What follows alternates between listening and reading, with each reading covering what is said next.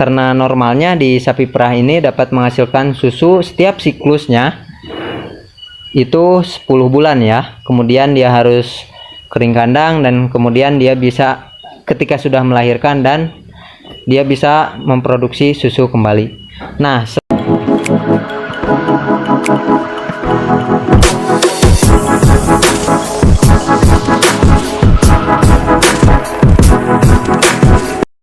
Assalamualaikum warahmatullahi wabarakatuh. Selamat datang kembali di channel Alfarm, channel peternakan untuk kita anak muda. Di video kali ini kita akan membahas tentang manajemen reproduksi pada sapi perah, yang itu sangat penting di dalam peternakan sapi perah yang bisa menambah dan menstabilkan penghasilan para peternak sapi perah. Penasaran dengan pembahasan lebih lanjutnya? Silahkan tonton video ini sampai habis. Oke, seperti biasa kita langsung ke lapangan dan melihat sapi-sapi di kandang Alfarm sambil menjelaskan tentang sistem reproduksi atau manajemen reproduksi. Sebelum menjelaskan tentang manajemen reproduksi, harap dipahami apabila ada perbedaan atau kesalahan ya di dalam menjelaskan di saya ini, mohon dipahami ini adalah murni dari pembelajaran di kandang Alfarm ini sendiri, baik itu dari Google, YouTube, atau kejadian langsung di kandang Alfarm yang bisa saya jelaskan ya. Oke, kita lanjut ke pembahasan, yaitu tentang manajemen reproduksi.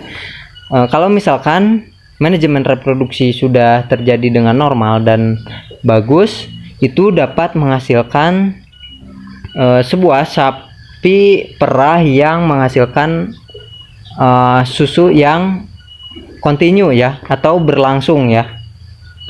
Karena normalnya di sapi perah ini dapat menghasilkan susu setiap siklusnya itu 10 bulan ya. Kemudian dia harus kering kandang dan kemudian dia bisa ketika sudah melahirkan dan dia bisa memproduksi susu kembali.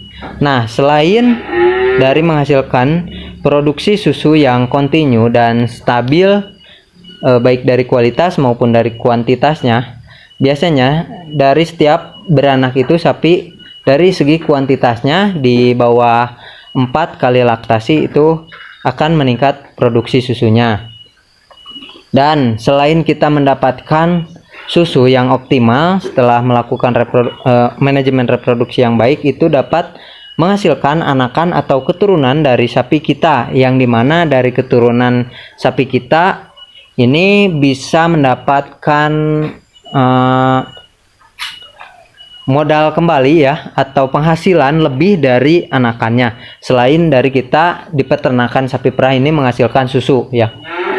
Dan selain kita menghasilkan keturunan, juga di manajemen reproduksi yang sudah dilakukan dengan baik dan sudah berjalan dengan baik, itu akan mengefisiensi sistem reproduksi yang tinggi, yang dimana berarti kita mampu menghasilkan sebuah atau seekor sapi perah yang bisa bunting dan menghasilkan keturunan.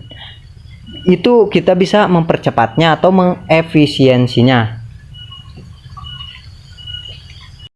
Nah, itu dia pembahasan tentang manajemen reproduksi yang ada di sapi perah, yang mana ini sangat berpengaruh sekali terhadap keberlangsungan dalam melakukan atau berbudidaya ternak sapi perah ini.